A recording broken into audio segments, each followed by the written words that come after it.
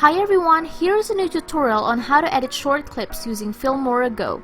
This app is super helpful in quick edits and compilations. Let's get started. Import your videos first. Now, I want to trim them into 3 to 5 seconds only, just to give a little preview of each clip. So let's start by splitting the clip into a portion we want, or we can just move the video from start to finish. Once we are done, we can go ahead and select the filter that suits into the mood of the video. In this case, this is a travel vlog compilation, so I'd like to go with something bright or moody. Just depends on you. Next is adding stickers and text. All you need to do is tap on add stickers or add text and just play around with it. Then we move on to transitions. This one will spice up the whole mood of the video. You can select a lot from zoom, motion, and basic transitions.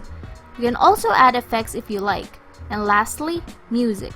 What's a good travel video without a good hyped music? That's it for the tutorial. Hope you try it out using FilmoraGo.